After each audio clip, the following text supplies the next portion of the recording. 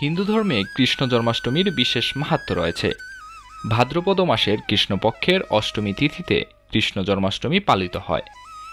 শ্রীমদ্ ভাগবত পুরাণ অনুযায়ী অষ্টমী তিথি রোহিণী নক্ষত্র, বৃষলগ্ন ও বুধবার মাঝরাতে মথুরার কারাগারে শ্রীকৃষ্ণ জন্মগ্রহণ করেন। এই তিথিতে কৃষ্ণ ভক্তরা উপবাস করে মাঝরাতে কৃষ্ণের জন্মের পর তার পুজো করে থাকেন। মথুরা, বৃন্দাবন সহ সারা বিশ্বে সাড়ম্বরে এই উৎসব পালিত হয়। তো চলুন ভিউয়ার্স, আজকের পর্বে জেনে আসি এবছর কবে জন্মাষ্টমী এবং কোন দিন পালিত হবে। জন্মাষ্টমীতে ভগবানকে কি ভোগ অর্পণ করতে পারবেন এবং জন্মাষ্টমীর মাহাত্ম্যই বা কী। এবছর জন্মাষ্টমীতে রোহিণী নক্ষত্রের সময় অষ্টমী তিথি শুরু হবে 26শে আগস্ট 2024 ভোর 3:40 থেকে এবং অষ্টমী শেষ হবে 27শে আগস্ট ভোর 2:20। জন্মাষ্টমীতে কি ভোগ অর্পণ করা যায়? জন্মাষ্টমীর দিনে একাধিক ভোগ অর্পণ করা হয়ে থাকে দেবতা শ্রীকৃষ্ণকে। এই দিনে বাড়িতে যে লাড্ডু গোপাল রয়েছে তার উদ্দেশ্যে দেওয়া হয় ভোগ। এমন দিনে 56 ভোগের গুরুত্ব সবচেয়ে বেশি। ভাদ্র মাসের তিথিতে জন্মাষ্টমী পালিত হয়ে থাকে।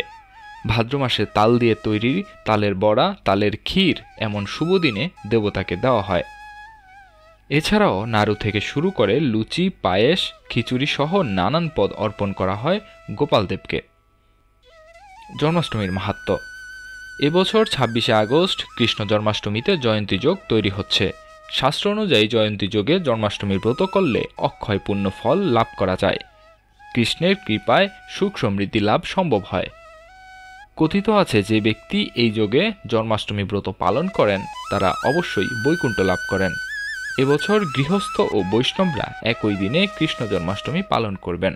শাস্ত্র অনুযায়ী দাপর যুগে অষ্টমী তিথি ও রোহিণী নক্ষত্রে বিষ্ণুর কৃষ্ণ অবতারে জন্মগ্রহণ করেন। মথুরায় কংসের বোন দেবকী ও ভগ্নিপতি বাসুদেবের অষ্টম সন্তান ছিলেন শ্রীকৃষ্ণ। কংস বধ করে অধর্ম, অবিচার, অন্যায় নাশের জন্য কৃষ্ণরূপে জন্মগ্রহণ করেছিলেন নারায়ণ। প্রচলিত বিশ্বাস অনুযায়ী যারা জন্মাষ্টমীর উপবাস করেন ও নিয়ম মেনে কৃষ্ণের পুজো করেন তাদের সমস্ত কষ্ট ও সমস্যা দূর হয় এবং জীবনে সুখ সমৃদ্ধির আগমন ঘটে।